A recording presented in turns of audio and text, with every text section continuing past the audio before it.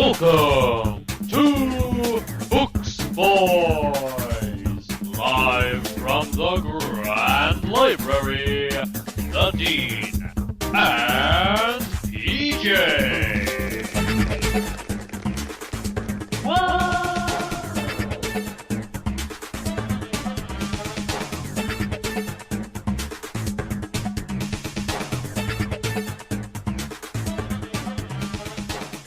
He's PJ. Hello there. I'm the Dean, and we are the Books Boys. The one and only. This is the Books Boys show. Get it? Buy it? Books. Books. Supposedly a collection of paper. So last time I asked for books in the supermarket, I was asking that, do you have like a collection of paper, like kind of put together and that you can unfold? Yeah. And they gave me toilet paper, so I've been trying to read it, but there's not much substantial content. Not much Shakespeare in the old toilet roll from Tesco's. So I'm not sure what's going on. I'm very confused. It's sorely lacking, I think. Yeah, you've got to specify the kind of paper that you want. I think scrolls, right? So we were in a... Scrolls, yeah, I think so. Toilet paper, rolls up, right? Yeah, right. You kind of roll it up and then unroll it, and then you start reading the pamphlet. That's what I was expecting. I was very shocked. They basically sold me books without content. It didn't even say who wrote the thing. I was absolutely I'm not shocked. Sure what you've done wrong. If anyone can figure out what you've done wrong, booksboys@hotmail.com, let us know, because we need to present some content. Well, yeah, I'm very disturbed. I mean, I feel very disturbed. PJ, I'm sorry to tell you this as well, but we have a second problem. I haven't given you time to prepare for this, but we're due up in court tomorrow for contravening the Trades Descriptions Act. So it turns out in our intro, we clearly state live from the Grand Library, and it's been pointed out that our show is neither live nor from any kind of library. We're actually not even in the same country, never mind sitting in a library together. So we have told a fib. Oh, but we meant it in the metaphysical way, everyone. We meant it in the sort of post-body experience way, like higher consciousness. That's what it meant, to higher library. So our souls are meeting together. Let's hope our lawyer can make that work. Exactly. So you got to press down to that lawyer that is just the souls connecting kind of thing, in the higher library of things.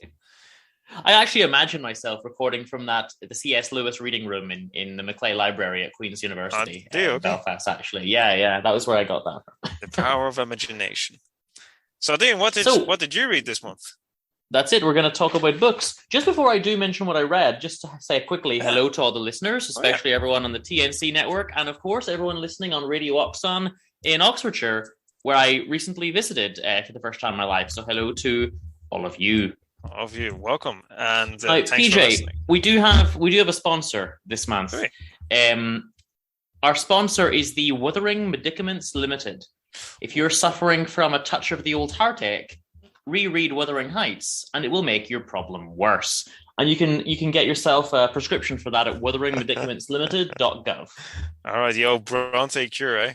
The old Bronte cure. The old Bronte cure. That's it exactly. The old Bronte cure for depression. There you go. So there you go. That's the cure that actually makes the problem worse. We're also this episode sponsored by Newsly, which is an audio app on iOS and Android. Picks up web articles about the most trending topics on the web at any given moment and reads them to you in a natural human voice. And for the first time in the history of the internet, the web becomes listenable. Browse articles from topics you choose and start playing, stop scrolling, start listening. And it's available in over 40 countries. That's Newsly, NEWSLY.me, or obviously just check your app store. And you're able to receive a 1-month premium subscription on that, courtesy of the Books Boys. And you'll need to use the promo code BOOKS2021. Ooh la la. So what have I been reading? I went into this month thinking, oh my good golly gosh, I'm going to be so busy, I'm not going to have time to read anything. And that's why I've read 4 books still as normal. So, well, good, because I haven't actually read as much as I'd like to, but I have read a very nice book. But why don't you go first? I can't really share mine.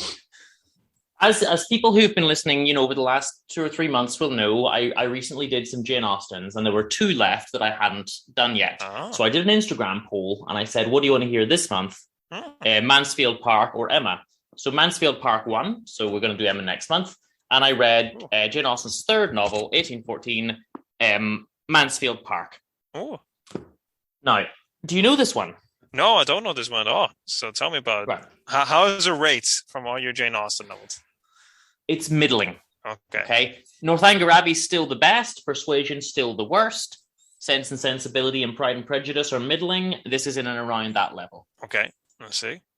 And I did have some Instagram arguments because everyone else thinks that Persuasion is the best. So I don't know what's going on there. But here's what happens in this novel. We open or almost open with this lovely quote. But there certainly are not so many men of large fortune in the world as there are pretty women to deserve them. So we're setting the tone straight away here. It's about rich men and pretty girls, essentially. That's the kind of world that we're in, okay? It's people looking to marry well, okay? But then, to be honest, it's probably not what you're thinking. It doesn't quite go like that. So we have this girl, the lead character is called Fanny. Okay. Now, Fanny's one of a large family, okay? There's a sister or two, there's lots of brothers. And basically what happens is her parents say, we can't afford to take care of all these damn kids, so we're going to ship this one off to our rich aunt and uncle. Well, it's typical, so the rich aunt and uncle say, yeah, and that's grand. Typical solution, we're going to take in Fanny. And the way, this is a sad book at times. I mean, the way they speak about the poor girl, and they basically say, make sure you know that you are not on the same level as your cousins. You're not a servant to them, but you're not on the same level as them. And you be aware of that at all possible times, Jesus. So there's Lady and Lord Bertram. They're Sir Bertram, I believe, and Lady Bertram. They're the aunt and uncle. Okay. There's another aunt, Mrs. Norris, and she's a kind of conniving, mean person who gets involved in everything and puts Fanny down at every possible opportunity. Okay. And she's the one who really causes most of the problems. And they say things like, I hope she is a well-disposed girl. This is her niece. Sir Thomas says, should her disposition be really bad, we must not, for our own children's sake, continue her in the family. There is no reason to expect so great an evil. We shall probably see much to wish to be altered in her, and must prepare ourselves for gross ignorance, some meanness of opinion, and very distressing vulgarity of manner. But these are not incurable faults. Now, this is her poor niece. Jesus. Okay. And it's just, I couldn't cope with it at times. They'd never really met before. Because, in England, in the 1800s, if you lived more than a 30-second horse ride away, you just didn't see each other for 20 years. So that's kind of what's happening, and they've never seen her. Okay. This is before Instagram, guys, so remember that. It is before Instagram and the clouds and all of that, before Vine and Second Life and all the latest social media. Second Life, exactly. But Mrs. Norris, her husband dies, so now she becomes even more meddling. And there's a nice little line. She consoled herself for the loss of her husband by considering that she could do very well without him, and for her reduction of income by evident necessity of stricter economy, which basically meant moving in with the other ones most of the year. Okay, so she's like, well, my husband's gone, but we didn't really need him anyway, so we'll be grand. Basically what happens here is Fanny goes to live with them, and they put her down constantly, and she feels at the start very, very scared. And she's very scared. She feels inadequate, but she does grow. She's with them for years, and she grows up, from like 11 to 18 with them, and she does obviously eventually get a bit of confidence. There are two brothers. One is irrelevant because he's there for a little tiny bit of the book. He's not there at the start. He comes back and he disappears again. Okay. But there is one brother, Edward, who's really, really quite kind. And they get on quite well. And she kind of falls in love with him, okay? Because it was perfectly fine to fall in love with your definite first cousin. It's just everyday kind of material. Everyday topic, yeah. Cousin fell in love with that cousin, yeah. But there's another guy, a kind of rake, a kind of rogue called Henry Crawford who likes her. But he likes her because he likes her because he likes all the girls, and he wants to get them to fall in love with him, and then then ditch them and move on to the next one. Oh Lord, okay. It's only complicated by the fact that his sister Mary is in love with the cousin that she is also in love with, so he gets to have a little love square. Good Lord. Okay, so things are getting steamy. Okay. And tell me this: is this more of a kind of kind of pleasing the public kind of love triangle, or do you think it's very relevant for a story? What I mean is, do you think Jane Austen in general writes it to cause a bit of scandal, to like attract your everyday reader, or do you think she does it because she sees that there's a lot to learn from this kind of dilemma? I think that they learn about, they try to. Fanny knows not to trust this guy, right? She knows he's a devious guy, but then she becomes friends with the sister, and the sister's trying to win her over. And she kind of also is suspicious of the sister, but she knows that the sister's in love with her cousin, and her cousin's in love with her, and she doesn't want to upset her cousin, who she's in love with. So almost she's going along with it for her cousin's sake, essentially, to try to make everyone happy. And obviously that's not working. So I think the love story is important. I think that we do learn something from it. Effectively, we learn to trust our instincts, and when you knew that someone was a bit of a villain, you were probably right. Okay, yeah. So it's basically go with your instinct. Okay, cool. Yeah, but this poor girl, she was in her room. They gave her, an attic room or something, because they said we couldn't possibly have her too close to our own girls. They give her an attic room with no heating, and she stays in this little room with no heating, for like 9 years or something. And eventually, what happens is the dad goes off on a trip. Well, her uncle. And he's away for years because, a business meeting takes 4 years in this in this world. So he finally comes back. And during this time, she's gotten pretty. Oh. And all of a sudden, it's fine. They love her now because she's pretty. Oh, for God's sake. And the two daughters have moved out of the house. So she's the only pretty girl now in the house. Okay. And there's scandal with them because, of course, there is.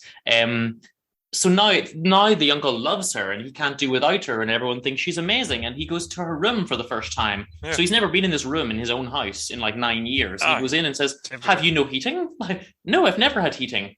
This must be an oversight that someone's done mistakenly, So then he gets some, and she feels so grateful to have some coals in her fire.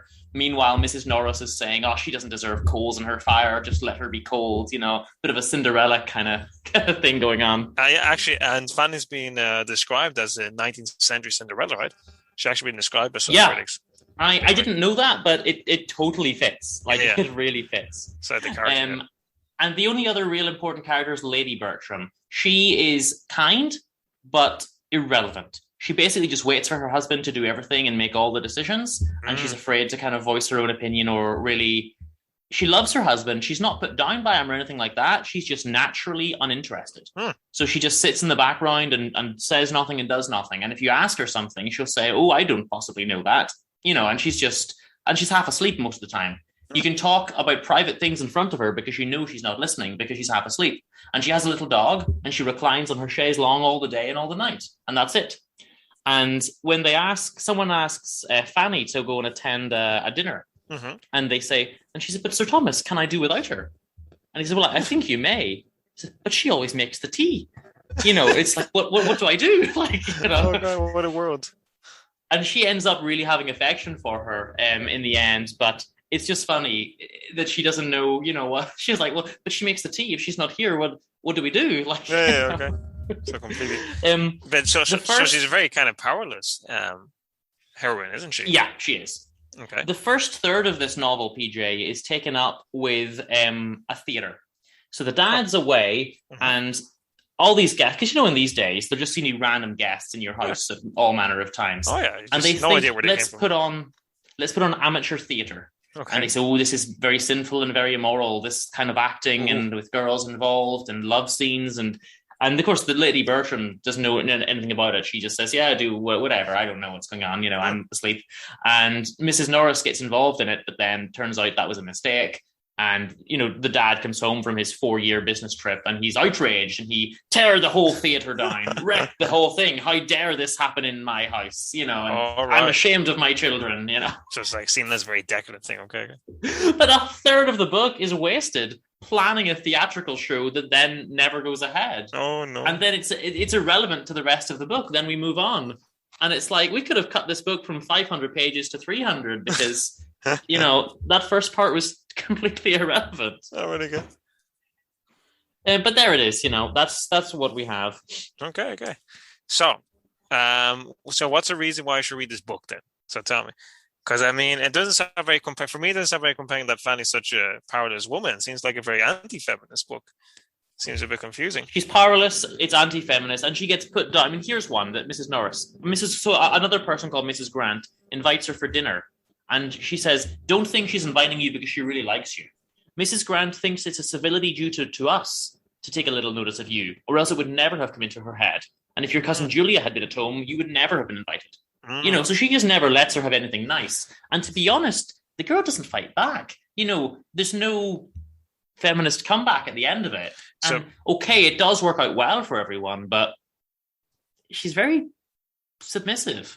So maybe that's the whole critique, isn't it? Kind of maybe she's criticizing that most women are like that at that time, Jane Austen, instead of showing like a heroine. She's like saying, well, most women are like that. And maybe when they see how similar they are, then these women might react. You know what I mean? It might be kind of a feminist approach still going on. I'm going to give you this. The nonsense and folly of people stepping out of their rank and trying to appear above themselves makes me think it right to give you a hint, Fanny, now that you are going into company without any of us. And I do beseech and entreat you not to be putting yourself forward and talking and giving your opinion as if you were one of your cousins, as if you were dear Mrs. Rushforth or Julia. That will never do, believe me. Remember, wherever you are, you must be the lowest and the last. So it's really, really rough stuff at times. Good Lord. Yeah, it's tough. Jeez. Right. And I don't think that I think that she doesn't fight back, really. Her cousin sticks up for her a lot. And later, and that's fine. But when he's not there, she doesn't stick up for herself. It only really turns around because she gets pretty and her uncle starts to like her. Right, okay. So and then it's all fine. Because if you're pretty, it's fine, Yeah, so the message under that is that, English society is messed up, I think, right? That's completely pretty much. Yeah. And her aunt likes her, but that's only because she's essentially, a companion and almost a servant to her aunt. Okay. So now her aunt can't do without her. And they do grow a real affection towards the end, but it's formed through her submission, And she's so happy at the end when they say, I'm not going to give spoilers, but there's multiple scandals in the family. And they say, we need Fanny to support Mrs. Lady Bertram. And Fanny is in awe, like, oh my God, they need me. They want me. My life is complete. Someone actually wants me to be in the room with them and talk to them. That is the sum total of her ambition. Oh, sounds very depressing, the book, to be honest. But it is it's a fun book in some ways. There's little humor. Okay, I always say Jane Austen has a little bit of that Dickensian style humor, And there's little bits of that, and it's not quite as one-dimensional. Sense and Sensibility and Pride and Prejudice are very simple, one-dimensional books. Okay. There's a bit more going on in this. I think it's less boring than Persuasion, but it's not as crazy and funny as Northanger Abbey. I'm just going to say it's a middling, book. Okay. But I did enjoy it. I wouldn't read it again, but it was above adequate. Okay, cool. So what did you read? Mansfield Park. So what did you read after that? After that, I read The Woman at the Gates. But who was that? That is by Chrystyna Lucyk-Berger. Okay. Who I believe has just joined us on the call. Oh, what do you mean? Hi, how's it going? Wow. That was perfect timing. That was amazing timing. That's very unexpected. That's very, you came in just in the right second. Like I didn't even notice you were coming in, and we're just talking about you. So that is great. Welcome to the show. Hi. Welcome. My name is PJ. So how are you? Cool. I'm good. Yeah, it's going to be a busy week. So the book is coming out on Thursday, and awesome. So we've unexpectedly, Chrystyna, you've rang in right on cue when we've been. I've just been about to talk about your book. So that's crazy. I read this 2 weeks ago. The Woman at the Gates, and of course we had no idea that you were gonna call in at all. So that was a surprise. No, the coincidence. You've got a copy there. You've got a copy. The Woman at the Gates. This, I'll give a quick. I'm going to ask you about it and your process and things yourself. But what I'll give is in terms of a couple of lines of synopsis. What we essentially have is a World War II era book, where Ukraine. So we have a kind of resistance movement, a freedom sort of movement in Ukraine, and a nationalist movement essentially. and Amelia and Ivan and Victor. And what's happening here is, and I feel really, really, really sorry for them almost straight off the bat, because they're being attacked on three fronts. You've got the Nazis, you've got the Soviets, and then you've got other splinter groups of their same movement in Ukraine. So you just feel like they almost don't stand a chance from the start. And they, it is a resistance. They're working against all odds. Mm-hmm. Wow. Okay. Was that, obviously, yes, we do have the Nazis, we do have the Soviets. Was it a conscious effort to put, the other side of the resistance group in and kind of increase that difficulty for them? Yeah. Because it was true. And I grew up in this very splintered society in the Ukrainian diaspora. So it played a huge part in just the relationships within the Ukrainian communities. There were things that came out that just made things ugly. Mm-hmm. And I think I wrote in my author's note that this was a very cathartic process for me to write this book. And I really wanted to kind of figure out, where was all of this coming from? And in the end, what I'm seeing is everybody has the right idea. Mm-hmm. And everybody wants the same thing, but their approaches are completely different and come into conflict with each other. And so basically everybody wanted to rule Ukraine. Yeah. But the Organization of Ukrainian Nationalists, there was a splinter of those who were living as emigres in the West and those who were living in Ukraine under Soviet rule and oppression. And they wanted to have say in what was going to happen with the country. So very, a lot of different things. Yeah, very splintered country. And then before and afterwards, right, as well, it was Poland also owning part of Ukraine and Russia, and it's still problems. So right. And I wanted to bring this through the story. Like it was like taking a pot of borscht and trying to pull all the ingredients out to figure out how this all happened in the first. Tell me this. Writing a book that, obviously it's a novel. We've got our fictional elements, but we've also got a lot of real elements as well. Does having real material to work from make it? Do you think it makes it easier or harder to write the fictional parts? It's tremendously difficult writing about people that you know. Like compounding people from my family and then creating these fictional characters. But once I was able to really create, really their own definitions or their own personalities, it was a lot easier. From the plotting aspect, it's really awesome to have all of these anecdotes because you kind of want to build the things in. There was a lot of things that my editor had me cut out because she was afraid I was going to lose the tempo and the pacing. Right, yeah. But a lot of the stuff that I had put together regarding my family's kind of story from east to west did go in. And I used the most powerful stuff and the stuff that was really related to those characters. Chrystyna, I just want to know, were you born in Ukraine or are you Ukrainian from? Yeah, I was born in the USA, like Bruce Springsteen, but first generation. So my grandparents and my parents came from Ukraine after World War II.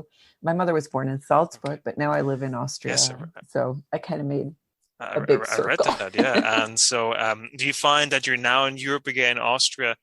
And do you find you want to discover your roots? Is that why you're doing this book? Is that why you're writing? Is that why you're in Europe? The whole reason that I even ended up here was because I was on a trip to follow my family's footsteps. And I ended up meeting a backpacker that I had met in Alaska. Oh my God. And we traveled to Italy together from Austria. And then when I returned, I said, I don't even want to go back to the States anymore. So I tossed my ticket and wow, that's great. And I thought, I'm going to figure this out. So, and I did. That is awesome. Yeah. Wow. No, I'd love to read this book. And you've done well for yourself. You said you're just about to release a new book this week. Can you tell us a bit about that? That is so this is the book that comes out. This is not your first book, right? You had a previous book, but this is the new one that comes out on Thursday, the 2nd. Oh, right. Okay. Sorry, I didn't get that. Okay. Wow. Okay. Yeah, this is my 10th novel. Wow. Wow. And I didn't know it was that many. It's the big 10. Wow, that's amazing. It's 10. Wow. That's an accomplishment. Cool. Well done. Wow. My God. Well done, and the other books sound very interesting too. Are they all historical as far as I can see? Really like it. Okay. Yes. So yeah, I like to write stories about I like to travel, and while I'm traveling, I'll discover things about history that I'm like, wow, why doesn't anybody else know this? And so I think my writing career was kind of set when I started doing the Russian Valley series, and that's it takes place in northern Italy. No man's land. And I don't know if you guys have ever. Yeah, exactly. And I don't know if you guys have ever been to just over the Austrian border into Italy. There's a huge lake. It's 4 miles long. And off the side of the lake, there is a church tower coming straight out of the water. Oh, wow. And I'm a journalist. So my first question was, how does that even happen? Yeah. Why is it in there? And so I started doing the research, and unfortunately, essentially everything I was finding was in German or Italian. And so it took me quite a number of years before I tackled the project and said, okay, and this is before DeepL and Google Translate. Google Translate used to translate strawberries in German is Erdbeeren. And if you plug that into Google Translate, it came out earthberries. Yeah. So that's how long ago I started researching. Yeah, PJ does actually speak German, so he'll. I was just about to say, Erdbeeren means like earthberry, so I can imagine the conflict went through. Cool. Wow. Yeah. That would definitely be interesting for you, because it was again, like, very few people. They'll go over the border and they're like, why are there a bunch of Tyroleans living down here, down here in northern Italy? And somebody once told me, they're like, well, yeah, Mussolini, Hitler, they really didn't get along, and something happened. But it's not. It started after World War I is when the conflict began. And you researched that and turned it into books. I love that. That would be my approach, because I wrote a novel as well called Okutama Express, was also set around the Second World War. So the Second World War for me is the one where, like, all they're all crazy, but it's so well documented. You see, the Second World War, that I find like it's so well documented, but at the same time, there's so much that people don't know about, and to just reach out into that cauldron of stories and take out a bowl of soup of stories. It's just so it's easy, but it's not done enough even. So I find it great that you did that. Wow. So, do you have German? Yeah, so my mom is German, and her family, and I grew up speaking German with her, and English with my dad, because he's Irish. So yeah, very lucky, because I find the language barrier might be often a bit problematic, right, when you're doing the research. So it helps when you just know the language and like read the documents, but also talking to the people, because I imagine you probably did you talk to a lot of people actually as well, the people who lived there? I did. Wow. I only live 4 hours away from South Tyrol, so I was down there about 3 or 4 times a year each year. And like I said, it took me a long time to start researching, because I really did need to learn the language. And once I started getting to the root of things, I realized how very raw the pain was on the surface still. And, there's a massive identity issue. If you ask the South Tyroleans, are you Italian or are you German? They'll say, oh, I'm not German, because it's actually, we were Austrian. And even then we had autonomy. And so they consider themselves Tyrolean, number one. And there is still a movement down there that is trying to bring South Tyrol back to Austria. I didn't know that. Yeah, I heard that there's a political party yeah. that's trying to like just doesn't want to be in Italy, right? It just wants to belong to Austria. They want to belong to Austria, as if the grass is greener over here. But I hate to tell everybody this, it's not. It's So you feel all of this, and it's those emotions and such in this that I try to bring across into the story. So I definitely don't, and I didn't in The Woman at the Gates either. I don't try to create good guys and bad guys. There is no such thing, and especially in a war. Yeah. It's about finding either your best self or your worst self in the process. And I really love exploring these moral dilemmas in my stories. What is it going to make out of you? Is it going to make the best out of you, or is it going to make the worst out of you? I love that. But there's definitely one or two people that I saw as a bad guy, or I didn't like, But again, they were just doing their job, and I get that, and they were doing what they were supposed to do. But for example, so let's delve vaguely into the plot. We don't like to give too many spoilers, but we need to set up a little bit. So there is a part where effectively they're in a concentration camp, and she manages to get, I suppose, what is a relatively cushy number, because she's got an office job in there compared to some of the people who are doing more physical work. But the guy who she's working for, he treats her really, really horribly, and for me, he was the prime villain. I didn't like him at all, and I don't think you could tell me anything to make me like him. At the start, I thought, okay, he's giving her a nice little position here. Maybe he's a decent guy, and then, oh no, you've got to wear certain clothes when you're in with me, and then some of it I'm thinking, okay, but it's just the bit where she effectively asks him for help, and then he beats her up essentially, and I just okay, I can't anymore. This. I don't like this guy. He's a villain, and it's going to be very difficult to persuade me otherwise. I had no idea who he was going to be until that scene where he sets the clothes out for her. Like, she arrives to the office to work for him, and she has to get out of her camp clothes and change behind the door of the office. And he's got a dress hanging for her there and fresh pumps. And we don't even know to whom those pumps belonged, right? And he makes her do her hair up in a special way, and he doesn't call her by her Ukrainian name, but calls her by a Germanized version of it. Wow. And this is where we get this sadistic psycho picture of this guy, Oh my God.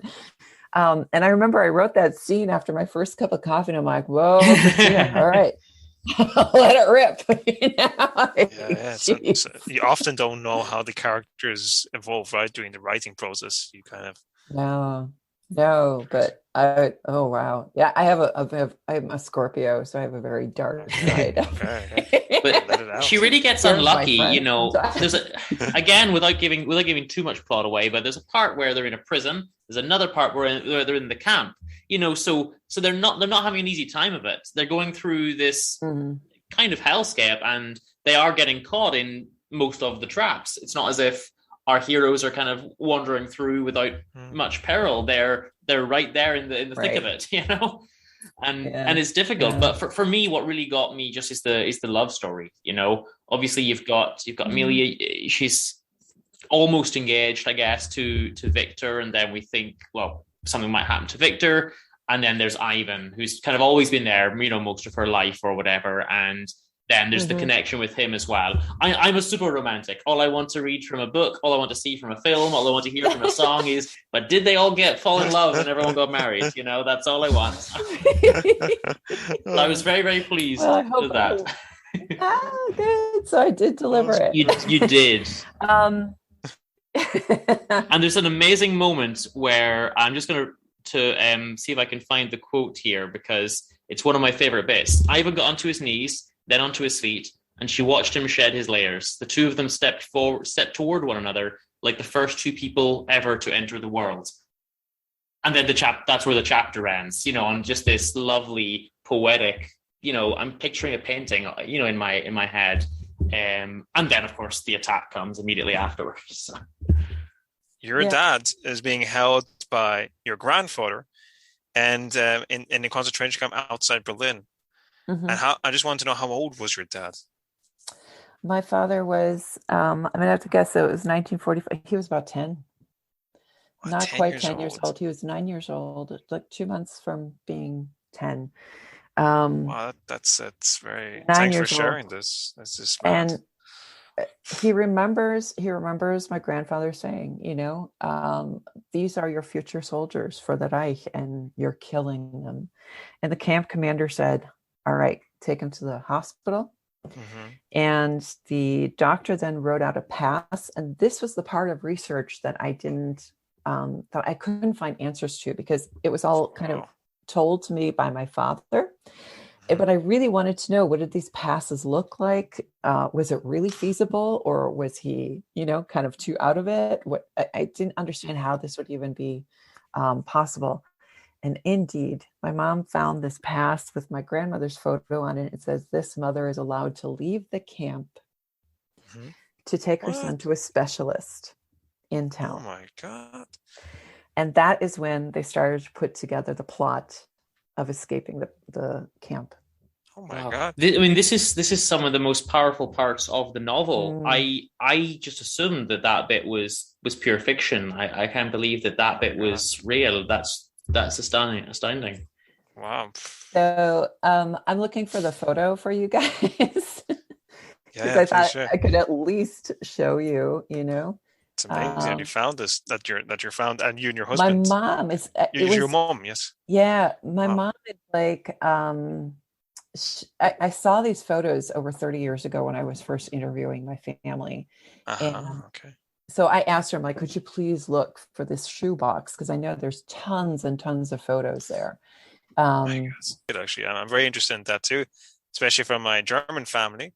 What they went up to. Now, to be honest, I have got to admit that my grandfather, he was forced into the Nazi army because he was 18. He wasn't 18. He was just 1 month off being 18 when the Second World War started.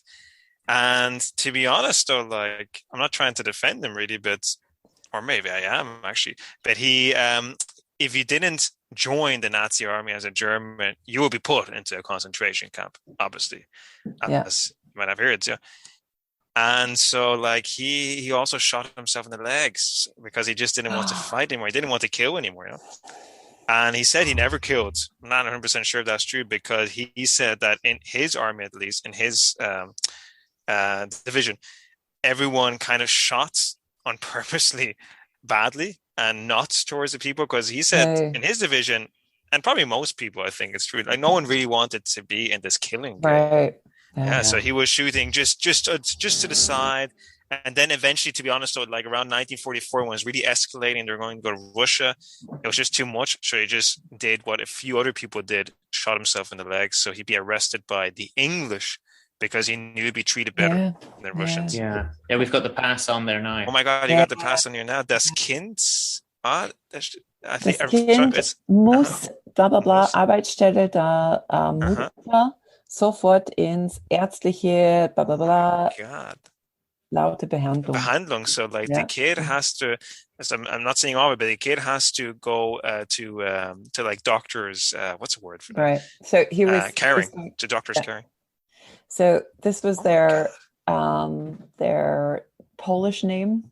They kept claiming that they were Polish because Lucyk is a Polish last name.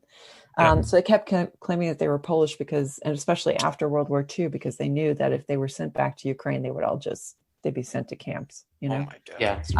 Stalin had a very strict policy. If you were found outside of Soviet territory, you were a traitor, period. End of story. No questions asked. God. So the last part of the book really deals with this mass chaos of these former Soviet residents really, really begging the British and the Americans not to send them back.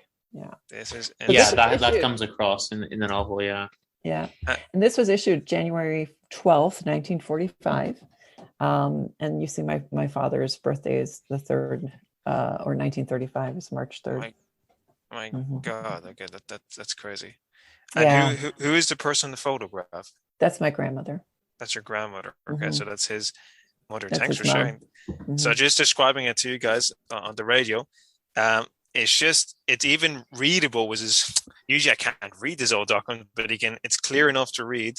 And he got a picture of your grandmother there looking, wow, she's looking very powerful. There's something a bit almost like, I'm getting the impression like she had, well, I'm just getting I got the impression almost like, and I mean in a good way.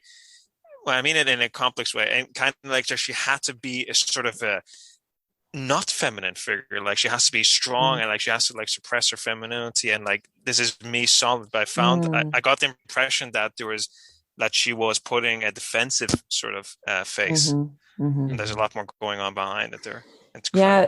The whole reason that I had to come up with this character Fitzwald in this office is my father, all he could do is tell me that my great aunt would return from work in the slave labor camp, and he said she was wasting away very quickly, and she refused to talk about what she was doing.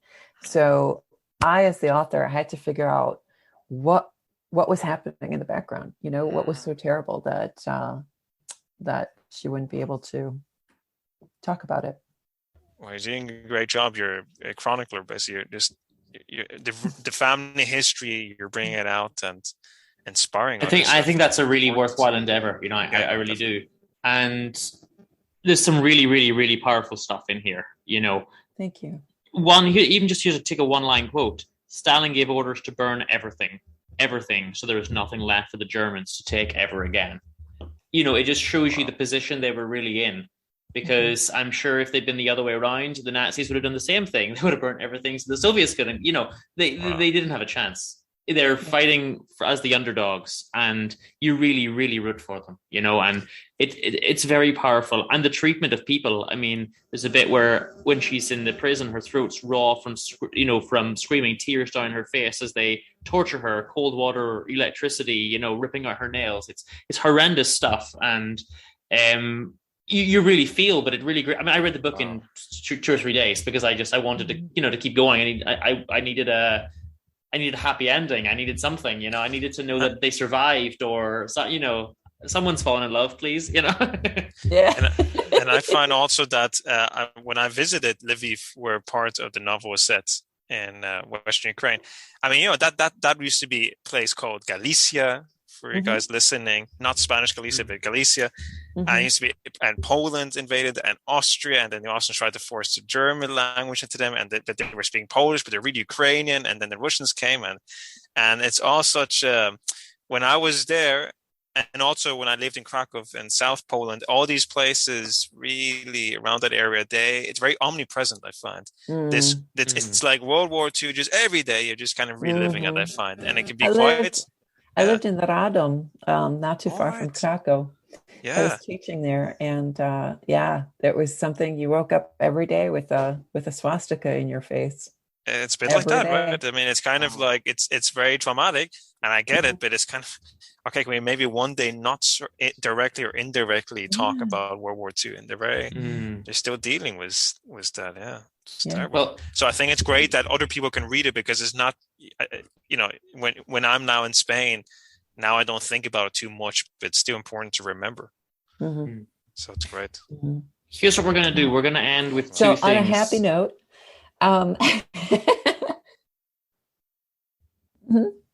No, go ahead. Oh, I just wanted to say it was because you mentioned that in Western Ukraine, they were pushing the German language, they were pushing the Polish language and everything. So my grandmother, when we were living all together in the United States, she would cook things, and it always had kind of this Germanic name. And my favorite was schnitzel. Oh, yeah. And yeah. my grandmother's schnitzel.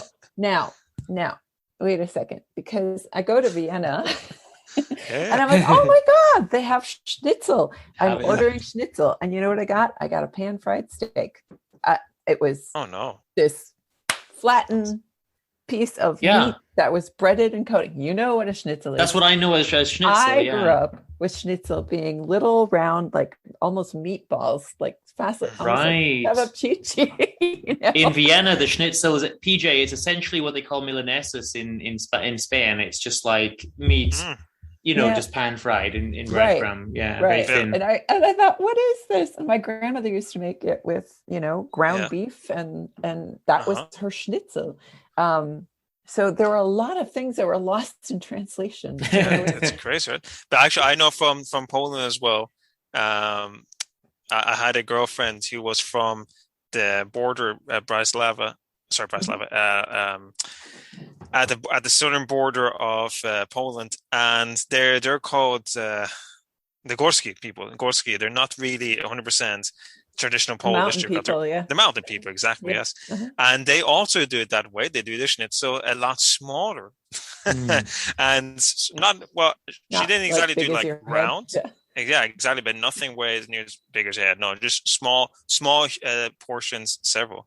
So yeah, it's just culture just blends and changes, and that's why I love these kinds of novels where you explain the story. Chrystyna, thank you so much for calling in. If I may, I want to close with two things. Yes. The first, I just want to read the poem. I want to read the famous poem from the book. With her, I am the man I am meant to be. That I love. That's one of my favorite parts of the whole novel because it's very simple, straight to the point, and it really got me. But the other thing I wanted to do was something that we do ask to everyone before we let you go. Conscious of time.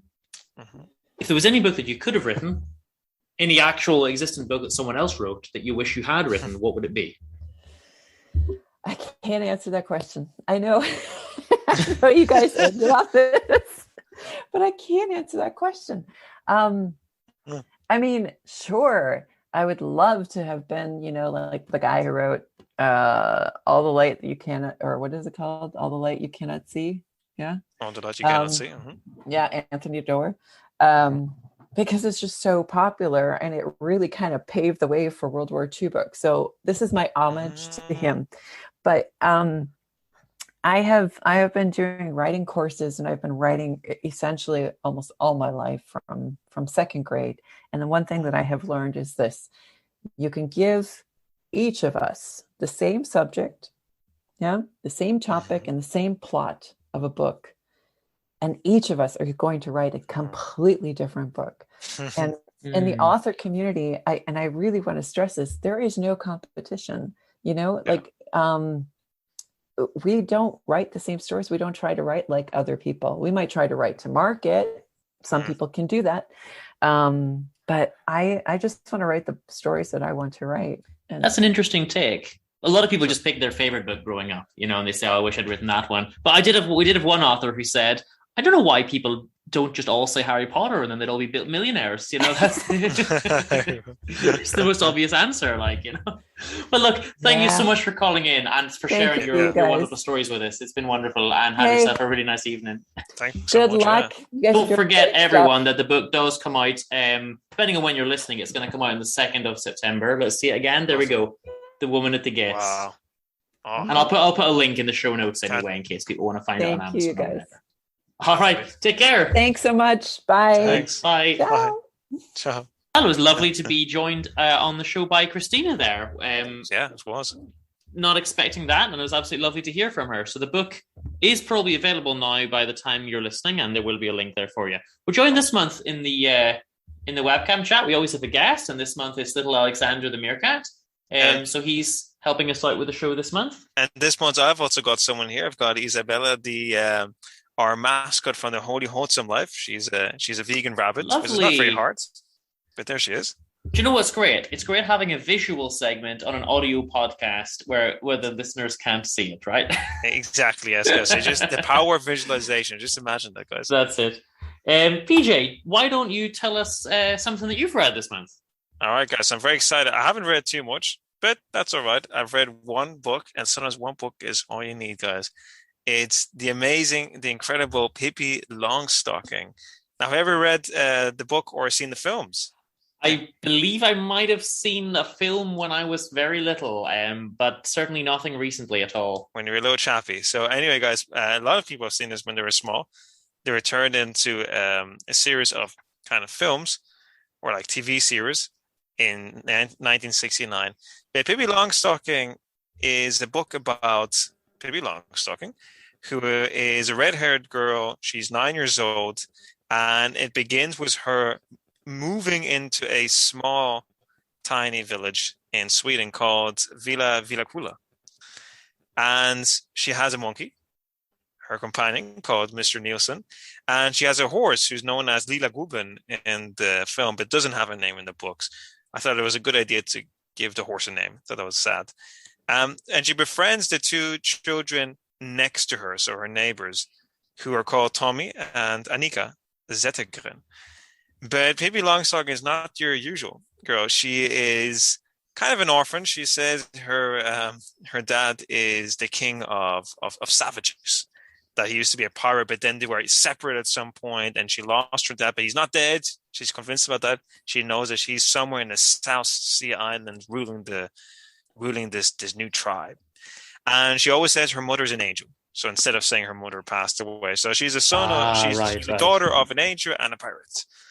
And she's super rich because she's got a whole suitcase full of gold coins and what have you not in her huge house. She managed to buy this huge house. She managed to buy herself a horse. She's basically finding kind of an interesting sort of like literary device, I would say, because monetary issues or concern is eliminated straight away from this kind of like Deus ex machina. It is a bit of a Deus ex machina. This girl is infinitely rich. That's it. There's never, she can just buy anything. And that's kind of like the story revolves around that she can just buy like thousands of candies for kids and stuff like that. So anyway, and she's super strong. She is the strongest person in the world, probably. She carries a horse around with one finger. And she's kind of like the superhero, but she's a little girl. And it's not really your Marvel kind of superhero. It's more like just, she's quite discreet about it, even though she's not really discreet, if you know what I mean. She's not saying like, oh, I can do this and that. But she's not discreet in the sense of she goes around like just shouting, and she's all over the place, really. And what I love about the story is that the book itself is not really, I wouldn't say it's like rich in plots. I think Pippi Longstocking in the first book, I'm starting the second one now, but the first book at least is not really strong about plot. It's more about like little segments of her life. And for me, it's always like that I'm learning how to overcome fears, social issues, social blockages. And she always kind of attacks these taboos and breaks them. Basically, it's written in the 40s. And the Second World War is not present, although I always have it kind of in my background. So she did write it during the Second World War, Astrid Lindgren, who became famous with this book. But it's not there at all. It's not there, the Second World War. But anyway, it's more about her like tackling these issues and helping the vulnerable, helping kids, helping like just helping these two kids beside her who are kind of a bit repressed. I think they're a bit kind of like they're two kind of perfect kids who just behave themselves, and she kind of lets everything loose. She's a bit like the id, and she's kind of, but in a positive sense, she's trying to turn everything more natural. And I love that about the book. I love what she says. So she's always saying the most ridiculous things, really. But behind that is food for thought, I would say. So it's always food for thought. And it's been quite a controversy in Sweden, at least, because most people thought that in the 40s, this was very, this is not very moral, is it? But outside Sweden, it was seen more like an inspiration for kids, and it started getting a bigger influence that kids can also have a say, also have power, also be strong, because she is the strongest girl in the world, although really she's probably the strongest person in the world. And she's always meeting these adults who have like conventions and ideas and think they know better. And then she's always very Socratic. She often makes them see that they're wrong by her action, perhaps. So is there, a good educational element to this then? I think there is, yeah, on a very unconventional level. But definitely, I think it's more like an inspiration for kids to like go outside in nature, to know that they're strong, to know that kids can do anything, to know that kids can also form their own rules, and that their intuition is actually often better than the adults.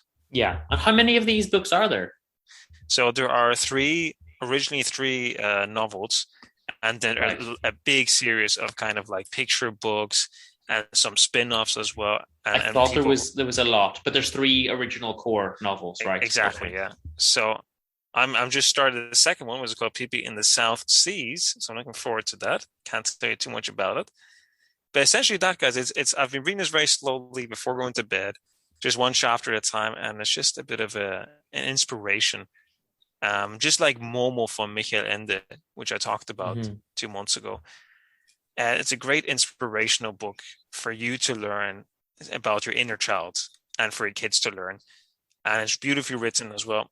I think it's great. Now, I think the plot there's not too much plot, so I'm not criticizing, but it's not really a plot-heavy book. It's more like little segments. Well, I didn't think it was going to be very plot-heavy, to be fair. No, it's not really plot-heavy. Now, the movies actually make a better job. I feel like they kind of feel more plot-based.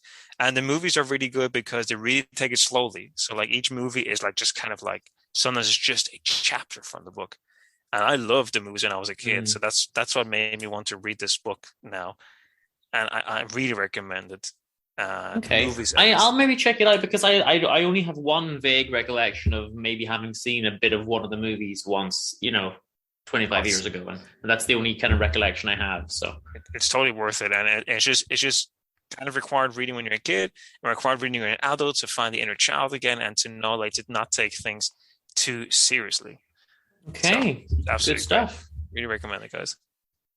Well, my next book, because I just thought, what do we need? What follows perfectly from Pippi Longstocking? It's Xenophon's Anabasis, also known as The March Up Country. So similar kind of reading, just for the children, right? Yeah, just for children. Exactly. So do you know Xenophon? No. I've only heard of him, so tell me about him. Xenophon is runner-up twice. So he wrote Socratic dialogues, but he's not as good as Plato. And he wrote a great history, but he's not as good as Thucydides. Yes, so he was just, trying to do the things, but just he was never the number one guy, not for the philosophy, not for the history. But still people remember him after 2,500 years. But he's still remembered, a couple millennia later. So look, he's doing all right, But what we have here is, it's a short book. I mean, I read it in 2 days. It's 150 pages or something. This isn't his famous History of Our Times, the Hellenica. This is the Anabasis. So this is the story of his army in Persia. So Xenophon goes along as the world's first war correspondent. And what happens is this Persian prince, Cyrus, wants to usurp his brother's throne. Now, the brothers started the fight, so that's whatever. So 10,000 Greeks go with him, and they say, we're going to help you get to the throne. They're mercenaries, essentially. They're on loan, And, of course, Cyrus dies very early on, and now we've got 10,000 Greeks just in Persia saying, what the hell do we do now? And they sort of beg with the king, well, we were going to take over your throne, but only because we got paid. So do you want to let us go free? And then there's some skirmishes and whatever. Look, it's kind of a boring book because it's just them retreating.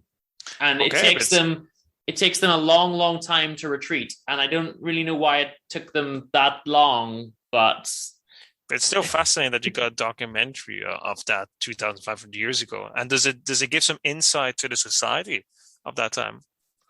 Honestly, not really, because it's mostly focusing just on the army. So yes, we learn a little bit about army formations and army tactics, and but we don't really see a lot about society because this isn't really a social history. It is just the history of one military campaign, and that's it. One failed military campaign, and it took them like a few years to get home. Now, what I don't like is the translation. It uses things like men at arms instead of hoplites, and boats at arms instead of triremes. So it assumes no prior knowledge of Greek history. Okay. That is bad. But Xenophon decided, well, if I can't be the best historian and I can't be the best philosopher, I'm going to be the best leader. So he writes himself in as the leader of the army.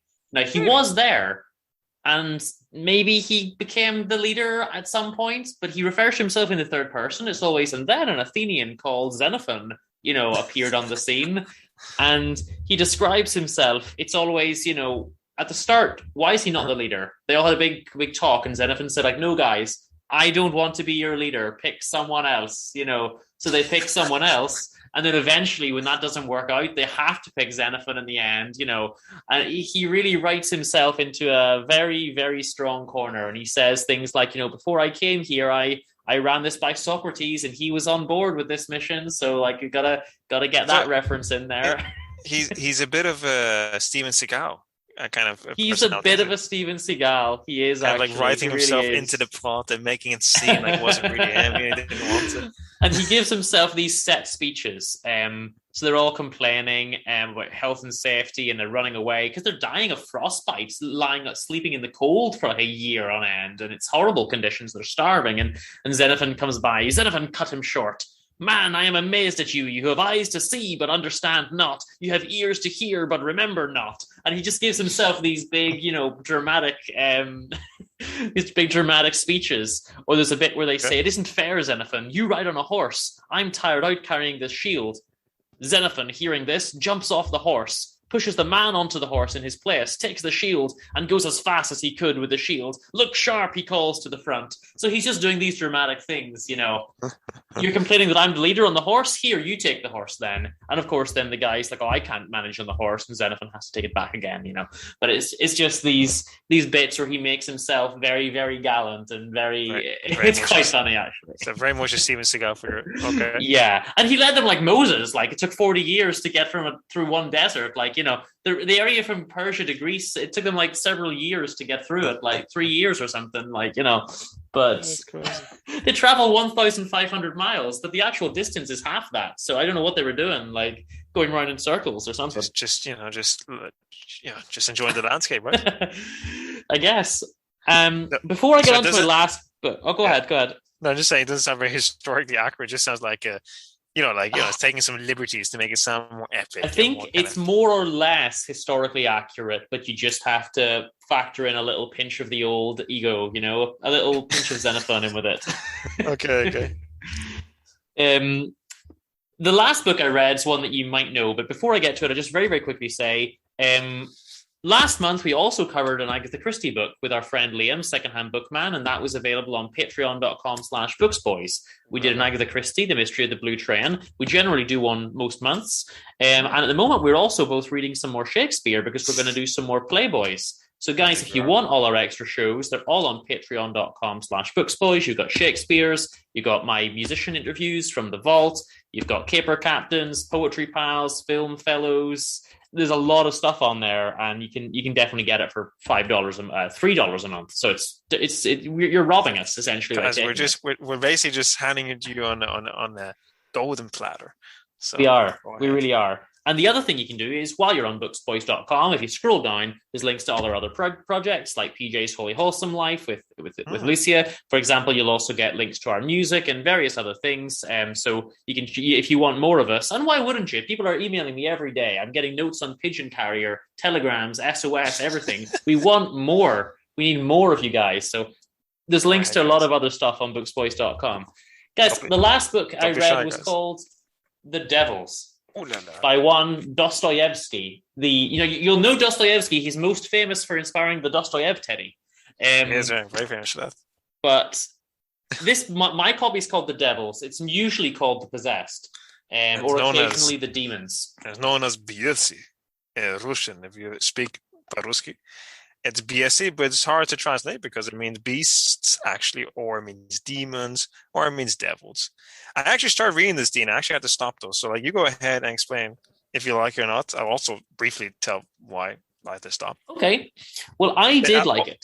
Oh, guys, just so you know, this is Crime and Punishment, guys. So, a lot more famous for Crime and Punishment, isn't he? This is the guy who did Crime and Punishment, which, to be fair, I would recommend. I think it's a real classic. Yeah. This one, a little bit less. Now, it actually is one of the few books that I didn't like it so much at the start, but it won me over as it went along. Yeah.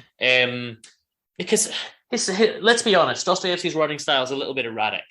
It's not just nice flowing narrative. Sometimes it's a bit all over the place, even in Crime and Punishment. But that's okay because the guy's meant to be going crazy. But in this book, he's not. But it's still all over the place. And I'm thinking, I'm struggling to focus. And you always think that all the characters know more than you do. but they're not telling you what they know, and you're playing catch up the whole book, and you're thinking like, what's the plot? What's happening? Sometimes, it's not very orderly. But it was enjoyable, and it did get a bit more together by the end of it.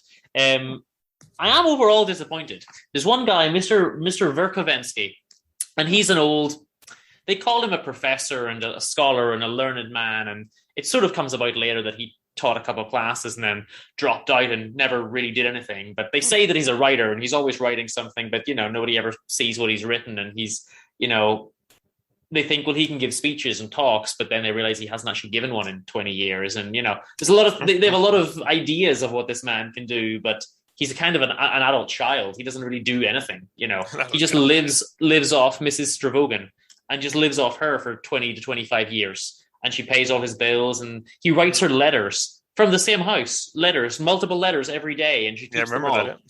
And I loved him, and I thought, this is going to be a lovely little book. And there's a romance with them, and it's all brilliant. No, it does not go that way at all. They fall out. Basically, what happened is he has a son, Peter, that he hasn't seen in a decade. And when Peter finally appears in the book, he doesn't recognize him. And he's thinking, who's this chap that's come into the room? And then all of a sudden he's, Peter, my boy, is that you? Like, yes, it is me, Dad. And Peter just says, there's no time for sentiment now. You've given me no sentiment for the last decade, so don't get all worked up now. Yeah, And meanwhile, the dad has been dwindling away the son's property as well as Mrs. Stravogan's. All he knows how to do is, live a merry life and gamble at cards and not take into consideration how much of everyone else's money he's wasting. But whilst having the reputation for being a very learned man. And at the same time, Mrs. Stravogan's son, Nicholas Stravogan, also reappears on the scenes. The two lads actually come in together, and no one's really seen either of them for a few years. They've been away doing things, and now they come back. And then the book takes a weird turn because they're both quite sinister, and you don't really like either of them. And you think they're in league together, and then later you figure out that maybe they're not in league, and maybe one's worse than the other, but neither of them are very likable chaps. And the son, basically, Mr. Verkovensky's son designs some plans to essentially make his dad a fool and lose him his cushy little position.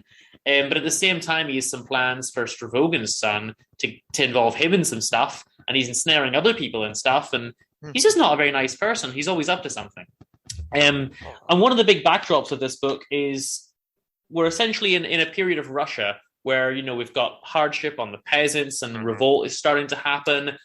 But these guys aren't really communists. They're forming little groups of 5. Peter is always forming these groups of 5, and he's telling them, you're not the only one. There's thousands more, but you'll never get any proof of that. Do what I tell you, or I'll kill you. It was published in 1873, so it's not, communism is not yet like, it's kind of out there. It's out there, but like it's not really become ingrained into exactly. Idea. I would say that really the guy is more of a nihilist, to be honest. Totally. And the book's rife with murder and with just cruel treatment of people and all this kind of thing. And there's this one little lame girl, so kind of with a bad leg, and she's kind of shunned a little bit. And it turns out that Nicholas married her, and no one knows, but he's been giving them money. And then you might think that's gallant, but then, well, no one knows that he's married to her, and then they think that he's doing it to make fun of her, and then no one really knows. There's a lot of moral ambiguity, a lot of gray areas. And with Nicholas, I swear, I never really figured out if he's good or bad the whole book. Okay, I think he's just in between. I think he does a mixture of good and bad things, Very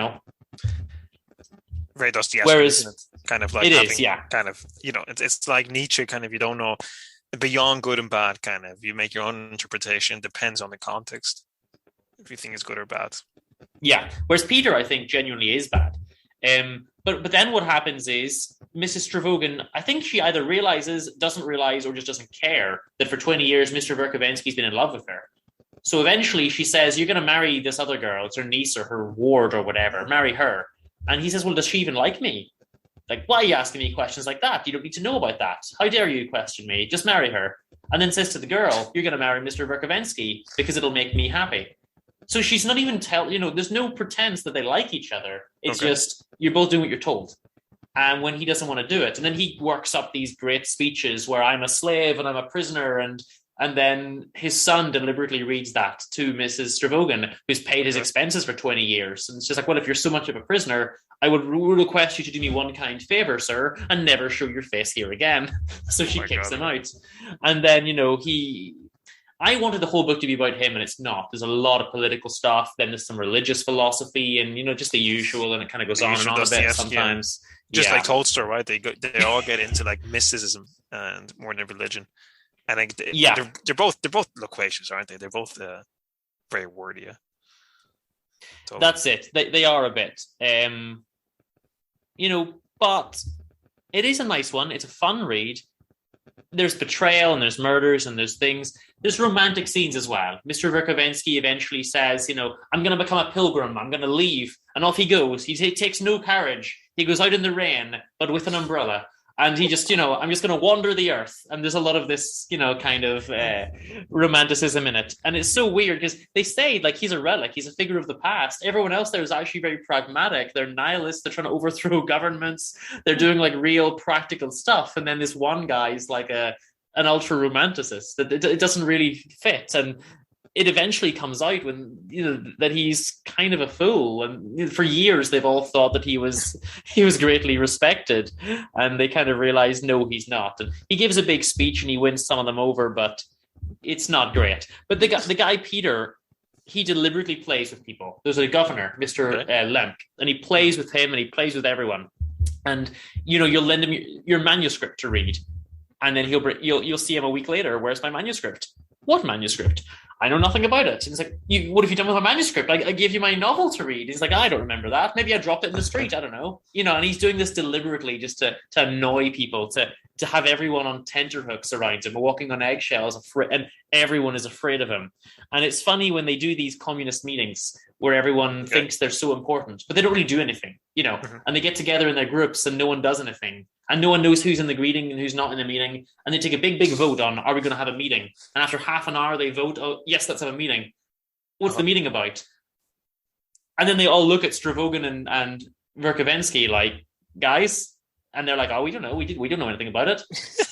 And then they're just like, well, meeting adjourned, I guess. Like, they don't have anything to talk about. They're all just waiting for the others. And it's more like I think it's more like a criticism against nihilism. So it's not that Dostoyevsky was a nihilist. It's kind of like he's saying... Oh, no, the nihilists do not get painted in a good light, Yeah, totally right. It's not as if he's written a pamphlet sort of in favor of nihilism or anything. Mm-hmm. It's not that. And there's this one girl, she's a side character, but she's the ultimate, I'm going to fight for the youth and the young women, and she won't have anything from anyone. And she bumps into an uncle she's not seen in years and years. And just, hold your tongue, please, and don't dare speak to me in so familiar a tone with your disgusting comparisons. I've never seen you before in my life. And he says, I used to carry you in my arms when you were a baby. And what do I care if you carried me? I didn't ask you to carry me in your arms, And she's having none of it, Oh, it's crazy. So there's a little bit of vaguely humorous stuff in there as well, but it's quite heavy at times, to be honest, Okay. But I do recommend it. I do think it was an enjoyable one. I thought it was heavy going. That's why I stopped it, to be honest. That's just it, guys. I thought it was very loquacious, and I wasn't enjoying it like I did with his other books. Yeah. So the writing style gets less erratic as it goes on. If that was my fear, but I don't know. Look, before we get to our recommendations, I'm going to take 2 minutes. I'm going to very, very quickly tell you about Lies by T.M. Logan. It's our guilty pleasure book of the month. What if your whole life was based on lies? So if you ever get fed up reading Dostoyevsky and Xenophon's Anabasis, and you just want to read something light, but you've lost your copy of Pippi Longstocking, and we've got Lies. I wouldn't say it's light. I would just say it's easy. It's a page turner. It's a thriller. So this guy and his little son are out for a drive, and all of a sudden they see Mummy over there talking to our friend. But Mummy lied about where she was going to be. And then are they having an affair? And all of a sudden, now the friend there's been an accident, and now the son has a medical emergency, so the dad leaves, but the friend's lying on the ground after this accident, potentially dying. Oh, no. And he's like, well, do I save my friend or do I save my son? Well, I'm just going to go save my son. Come back later for the friend's gone. Now he doesn't know if he's alive, is he dead, has he contributed to his death?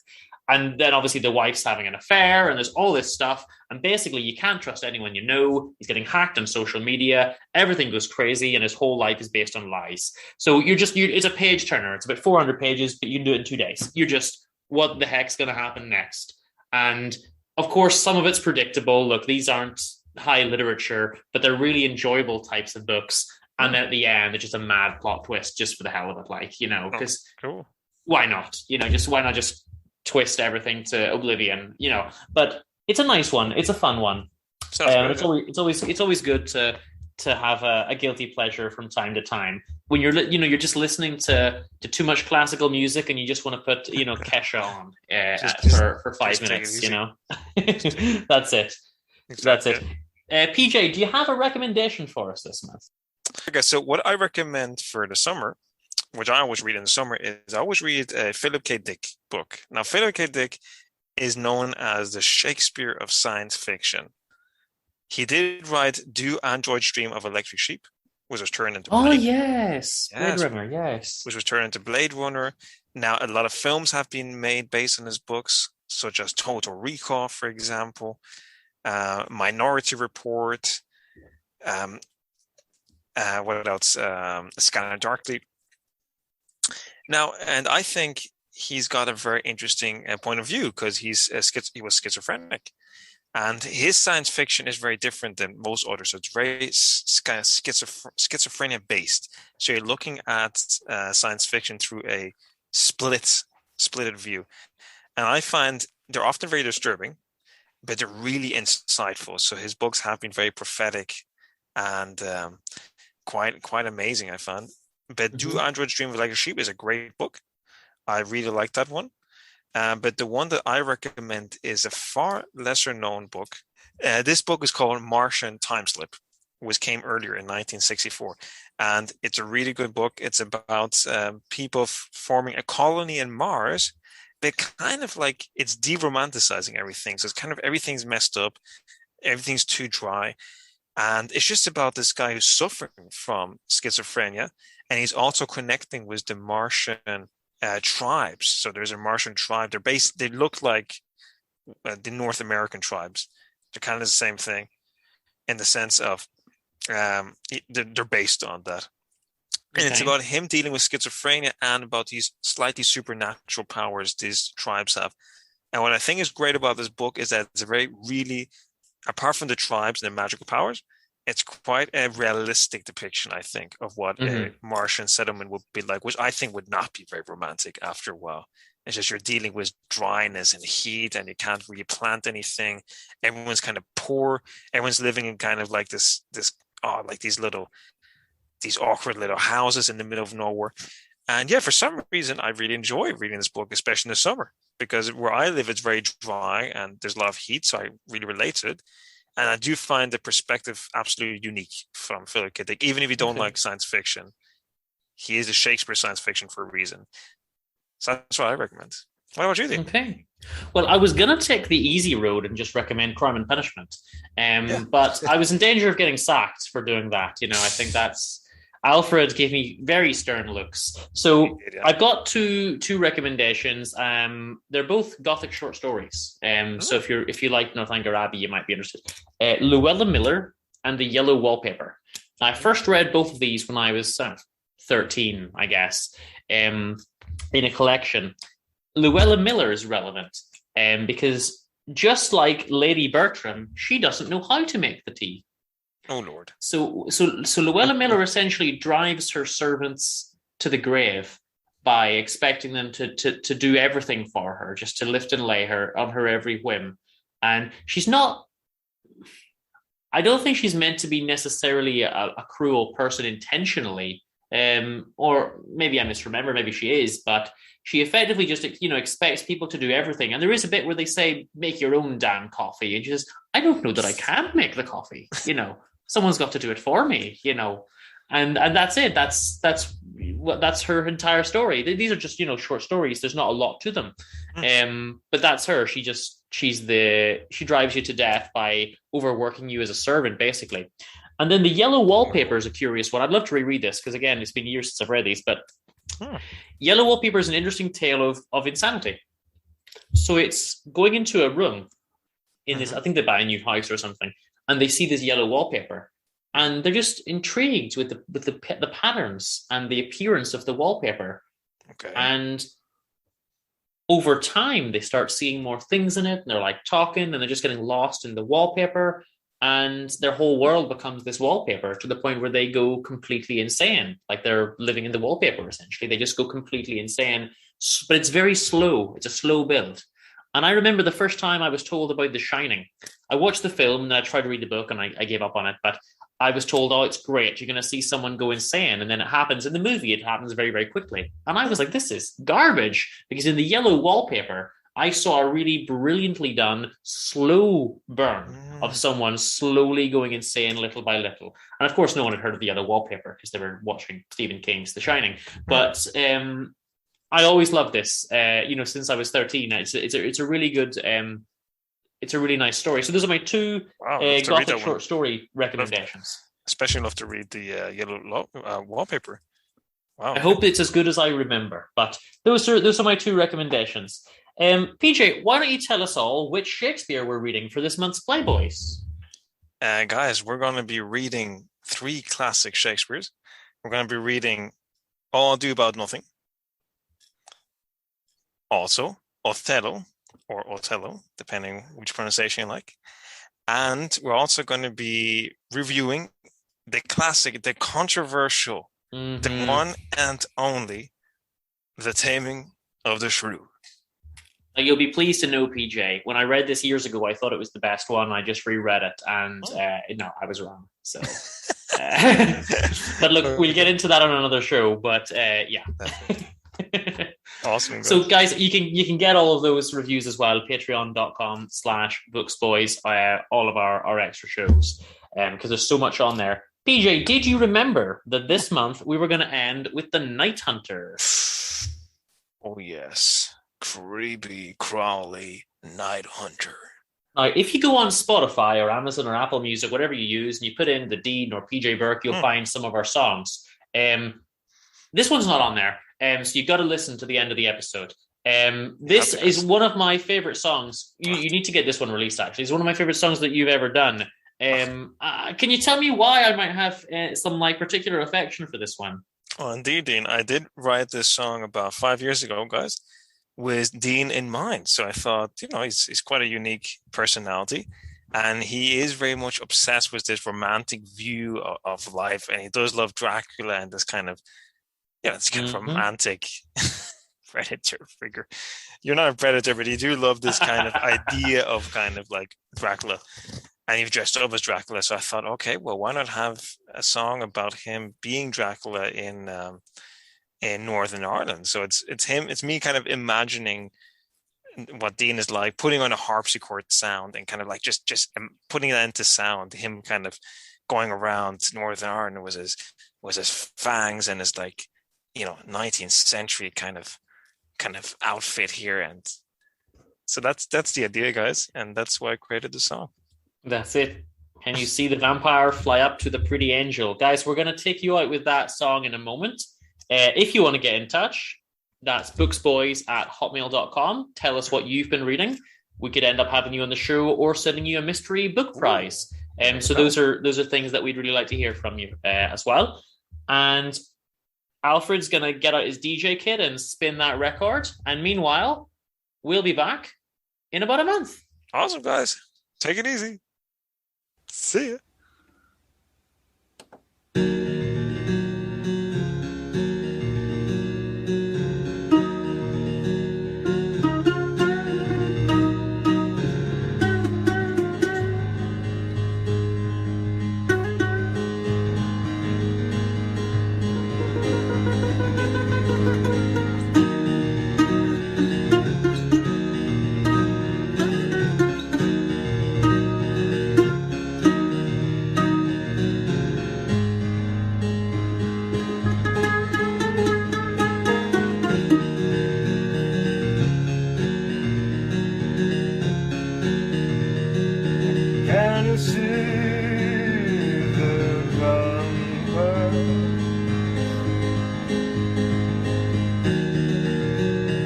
Fly up to the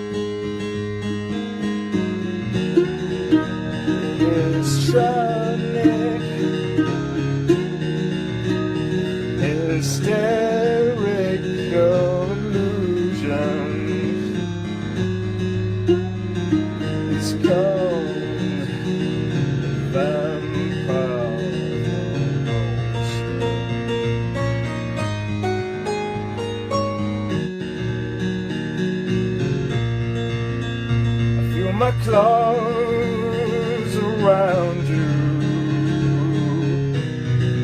holding you tighter, and through you smell the laughter in my eyes.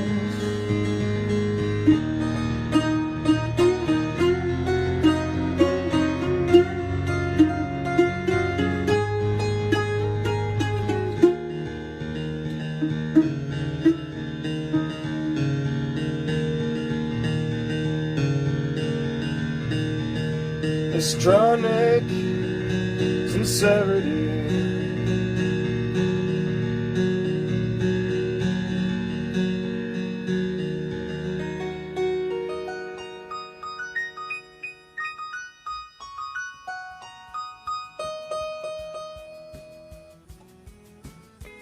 Books Boys was presented by The Dean and P.J. Burke in association with Thaddeus Penguin Productions. This episode was brought to you by our sponsor, witheringmedicaments.gov. If you would like to get in touch, you can email us at booksboys@hotmail.com or visit us at booksboys.com. The intro uses Driving in the 70s from the Of Soundtracks and Garage Bands EP by Trapdoor. And the outro uses Dog's Light by Bravo Max from the album of the same name. All music used is either pod-safe or used with permission. If you'd like to support the show, click on the Amazon or Audible referral links on booksboys.com or go to patreon.com/booksboys and get all of the Bufanda Boys bonus shows. Thank you kindly for listening to us. Please tell your friends, and come back next time for another episode of Books Boys. Read some books! Oh, actually, I have to delete that. His name is not Philip K. Dix. His name is Dick though, but right, not Dix. Okay. Okay. I'll edit this. Oh god. That's it.